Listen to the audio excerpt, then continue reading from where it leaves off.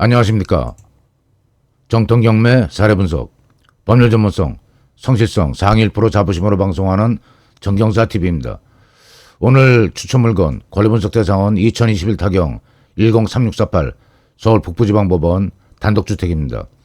감정가는 48억 9천만원, 최저가 2번 유찰되고 25억 397만 5천원, 소유자는 신한은행으로 나와 있습니다. 이따 등기부등본 갖고 보고 다시 한번 분석해 드리겠습니다.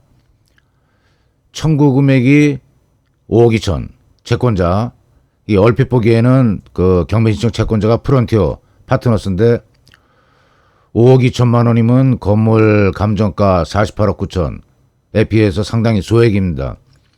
소액인 경우에는 항상 뭐를 신경 써야 하냐면은 경매 취하 가능성을 염두에 두고 검토를 시작하셔야 됩니다. 대지평수가 280평이고 건물 평수는 136평입니다. 소재지는 서울 성북구 성북동 15-11. 여기에 주요 사항으로 나와 있는 거 보면 제시외 건물 등 포함된 가격. 그 제시외 건물은 그 낙찰 대금을 법원에 납입하고 소유권을 취득할 때 별도 대가 지불 없이 넘어오는 그런 건물이 있다는 얘기입니다. 그러니까 신경 쓸 필요가 없습니다. 유찰이 2022년 4월 12일, 한 번, 두 번, 2023년 6월 7일, 세 번 유찰되고, 그 다음에 변경인 경우에는 대개, 이따가 좀 문건 접수 내역에서 보겠습니다. 재감정평가를 신청한 경우가 많습니다. 내 물건이 가격이 제대로 평가 안 됐다. 그러니까 소유자, 채무자 입장에서는 정당한 가격으로 경매를 진행해달라. 그런 어떤 신청 들어온 경우가 많습니다. 경매 기일은 2024년 1월 30일 25억에 진행됩니다. 자, 그럼 등기부 등본 각구에 어떤 특이사항이 있는지 한번 살펴보겠습니다. 보니까 아까 본 대로 소유자가 신탁은행인데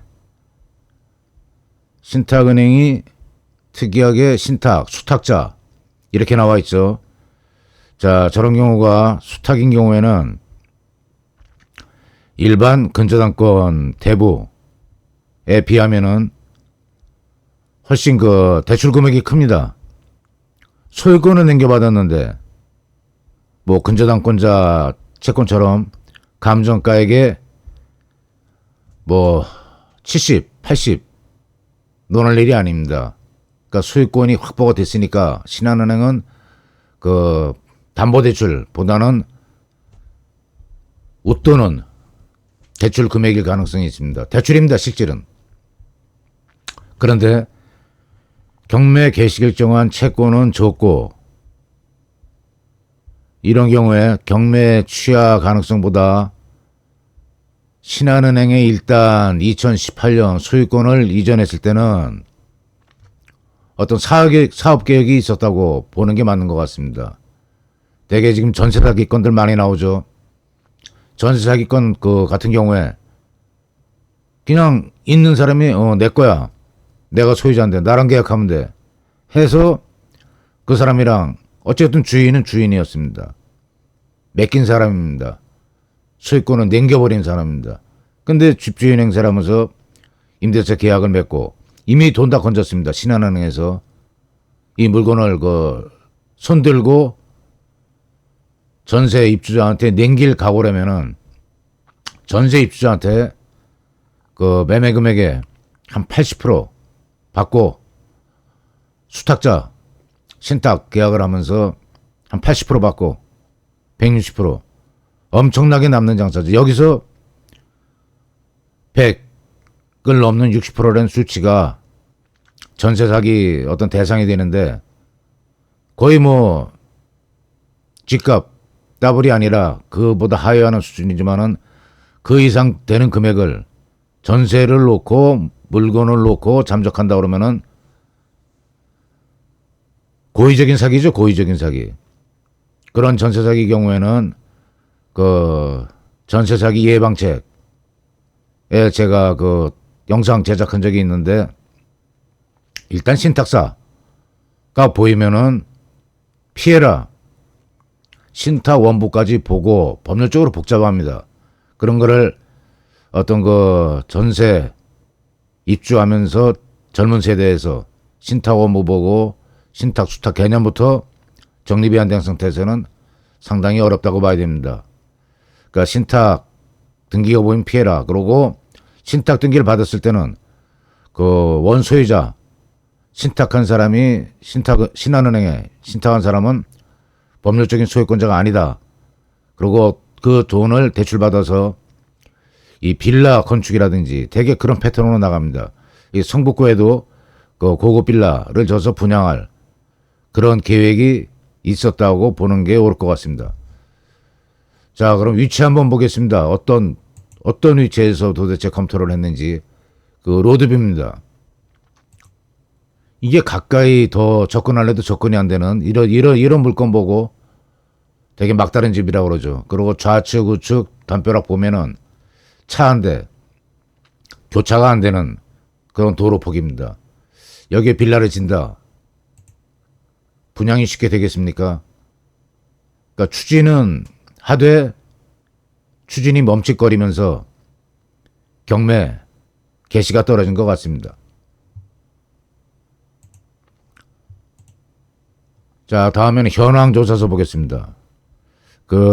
이 정경사 TV에서는 물건 분석, 추천 물건을 보면 네이버, 블로그 등에 접수하면 상세한 상담한다. 그런 어떤 개념 배제합니다. 구체적으로 권리 분석 루틴 순서에 따라서 현황 조사, 물건 명세서, 등기부 등본, 그 다음에 어떤 입지 여건. 조금 아까 그 로드뷰를 봤지만은 예전에 제가 어떤 경험이 있었냐면은 예전에 이런 로드뷰가 없었을 때입니다.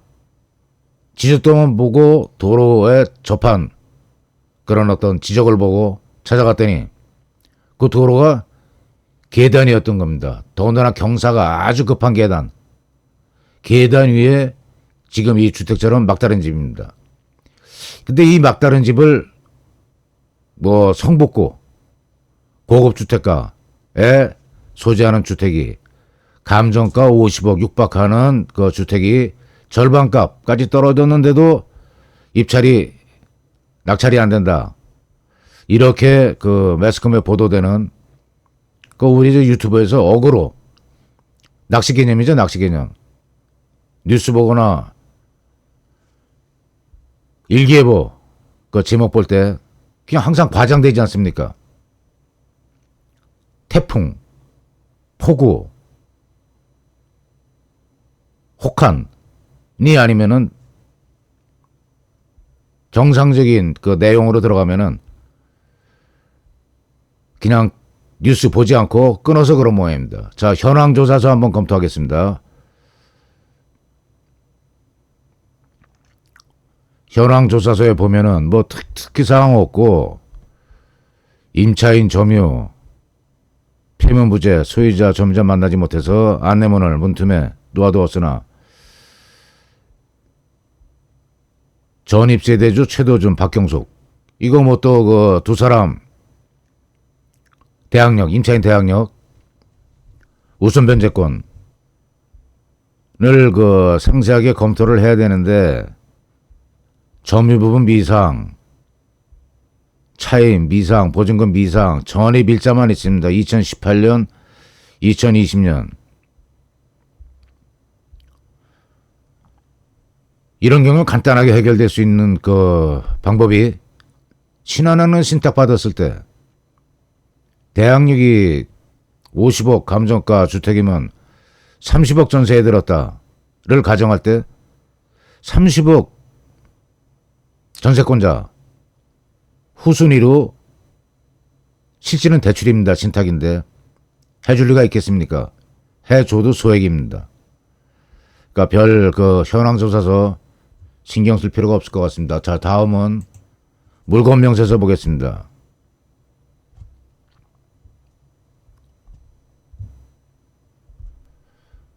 이 물건 명세서에 대개 그 경매의 법률 관계, 뭐 대항력이라든지 배당 요구 종기에 적절한 배당 신청을 했는지, 확정일자를 받았는지 이런 것들이 나옵니다. 이 두 사람 박모, 최모 둘 다 미상 주민등록 전입일자만 나옵니다. 2018년, 2020년.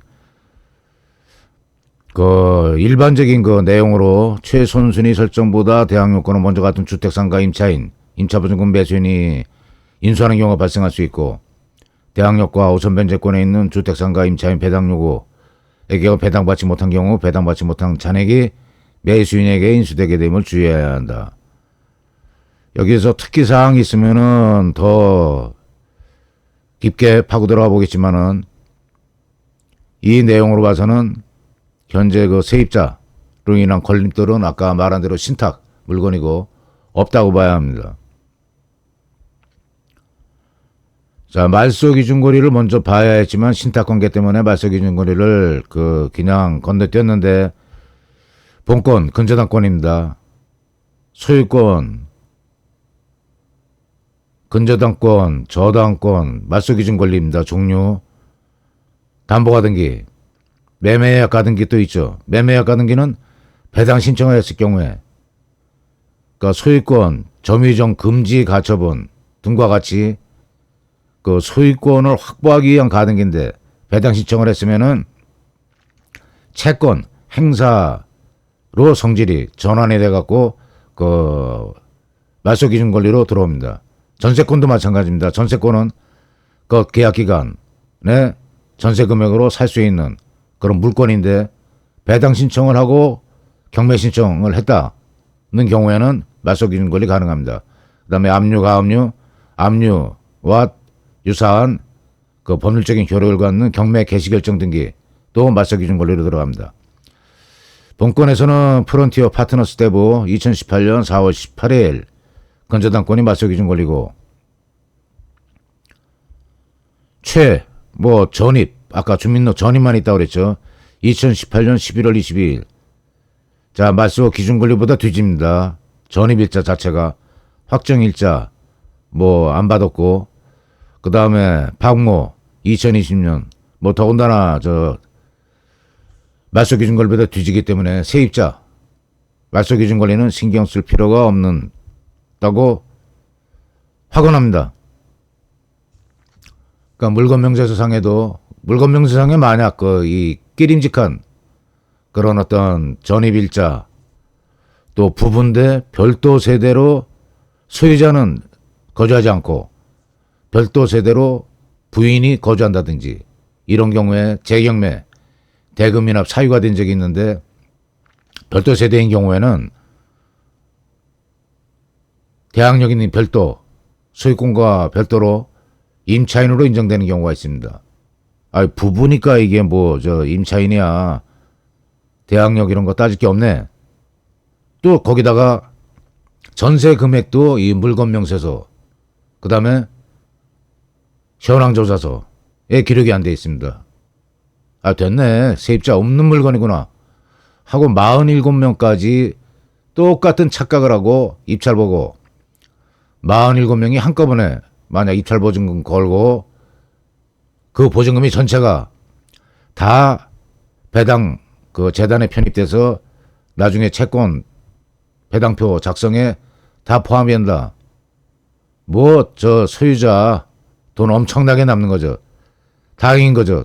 최선순위, 최고가 매수인, 차순위 매수 신고인. 차순위 매수 신고인은 휴하고 한숨 쉬는 경우입니다. 다행이네. 왜? 입찰 보증금 손해 안 봤으니까. 질비합니다, 그런 건이. 그러니까 깨림직한 어떤 사항이 있으면은 끝까지 검색을 하고 권리 분석을 해야 됩니다. 겉핥기, 아까도 말했지만은 맛보기, 그런 권리 분석 접수하시면, 상담하시면 이 물건 명세서에 깨림직한 어떤 법률 권리 사항이 있는데 이걸 무시하고 입찰을 받다. 그럼 매각 허가 결정, 그 매수 신고 후 일주일 후 정도에 기일이 잡히는 매각 허가 결정 상당히 중요합니다. 그 결정이 확정된 다음에야 그 다음에 대금 잔금기일이 잡힙니다. 그 전에 최고가 매수 신고 좋다고 돈 많이 벌었네. 주위에서 지인들이 하는 얘기에 마음 들떠서 술 먹으면서 그냥 지나치면 절대 안 되는 기간입니다. 그 매각 허가 결정일 전에 필히 법원 경매에 가서 물건 명세서 현황 조사서에 안 나와 있는 국세, 지방세, 조세 배당 신청이라든지 임대차, 임차 보증금이라든지 그 상세 내역이 그 경매 기록에는 있습니다. 그 경매 기록을 최고가 매수 신고인이라는 법적인 지위가 주어져야 열람할 수 있습니다. 그전에는 최고가 매수 신고인이 아니죠. 그냥 경매 이해관계인입니다. 경매 이해관계인이 열람할 수 있는 서는 물건 명세서입니다. 자, 경매 기록을 봤더니 그때서야 물건 명세서에 약간은 좀 깨림직한 게 있었는데 딱 하고 임차인이라네. 뭐 전입일자만 있었고 배당 신청도 안 하고 확정일자도 안 받고. 자, 그런 경우 어떻게 됩니까? 무조건 인수입니다. 확정일자 안 받고 배당 신청 안 했으면은. 그런 임차인은 나중에 발견하고 이미 들뜬 기분에 넘어갔습니다. 매각 결정일을. 그러면 즉시항고 제기해야 되는데 즉시항고 제기하려면은 낙찰가 10% 공탁 걸어야 됩니다. 더군다나 그 항고 기간 즉시항고 어떤 결정으로 그 규결된다 해서 뭐 간단하게 그 경매법원에서 끝나는 거 절대 아닙니다. 매각 허가 결정에 대한 즉시항고는 대법원까지 재항고까지 거쳐야 합니다. 기본 6개월, 10개월을 잡으셔야 됩니다. 그 기간에 법정이자 부담하고 소유자 채무자는 못 씁니다. 상당한 부담이 있는 절차죠. 근데 인용될 가능성이 있느냐? 물건 명세서에 이미 어느 정도 소스를 줬는데 그걸 가볍게 취급하고 낙찰을 받았다. 그러면은 더군다나 경매 기록할 기간도 있었는데 그 경매 기록도 열람 안 하고 넘겼다. 법률은 권리위에서 잠자는 자는 보호하지 않습니다. 걸고 공탁금 걸고 항고해봤자 인용 가능성 극히 적습니다. 자, 물건 명세서 깨림직한 사항이 있으면은 그 검토하셔야 된다는 거 그거 말씀드렸습니다. 자, 그다음 문건 접수 내역을 한번 보겠습니다. 문건 접수 내역을 보는 이유는 소유자 채무자가 어떤 의도를 갖고 있는지 의중을 파악할 수 있습니다. 그 의중이라는 거는 아까 로드뷰에서 봤듯이 막다른 골목에 차가 교차할 폭도 안 되는 도로에 접한 주택이지만 야무진 계획을 세웠던 겁니다. 신탁사에 신탁은행에 신탁하고 그 대금으로 건축을 하려고 건축해서 성북구 뭐 매스컴에 어그로 개념으로 띄운 성북구 50억 주택 반값에도 안 나가. 이 빌라 분양 되겠습니까? 차질이 있죠. 하지만 소유자 입장에서는 뭐 처분에 대한 이의 신청, 기일 연기 신청 골고루 다 하고 있습니다. 재감정 신청. 이런 경우에는 그 처음에 권리분석 초기에 말씀드렸던 어떤 사업 구상이 있었다. 제가 2022년 7월 12일 재감정 신청도 보이죠. 그런 의중으로 사업을 추진하다가 여의치 않아서 경매 들어간 겁니다. 그럼 한번 마지막으로 분석해 보겠습니다. 이 주택이 취하 가능성이 있는지. 당연히 취하 가능성이 있습니다. 불리하면은 그 말소기준 권리 채권자 아까 설정 최고 금액이 5억 2천입니다. 그러면 4억 6천, 4억 5천, 7천 잡고 이거 변제해버리면은 경매 취하 가능합니다. 아까 말씀드렸죠. 그 즉시항고까지 제기해버리고 대법원 가서 재항고 절차 끝날 때까지 6개월에서 8개월, 10개월 그 안에 좀 어떤 여건 변화가 돼서 사업 추진이 가능해졌다. 그런 경우에는 어떻게 하시겠습니까? 입장 바뀌면 말소하죠. 요거 4억 5천 정도 맞춰되면은 감정가 50억 단독주택에 빌라 져서 얼마까지 사업 구상을 했겠습니까? 빌라 분양하면 최소한 100억 이상 규모 사업 구상을 했던 겁니다. 거기서 한 5억 변제? 아무 문제 아닙니다. 사업이 구체적으로 추진된다든지 그 사업 추진자가 접근에 들어온다든지 뭐 누구든지 경매 취하를 염두에 두고 입찰 보셔야 됩니다. 자, 그럼 큰 의미는 없겠지만은 그 성북구 그 낙찰가 추이 유사물건 낙찰 내역 보겠습니다. 본건에서는 의미 없다고 생각합니다. 성북구 낙찰가 추이 최근 2개월 뭐 71%, 76% 나와 있고 유사물건 낙찰 내역 2023년 8월 성북구 단독주택 낙찰가율 70% 나와 있습니다.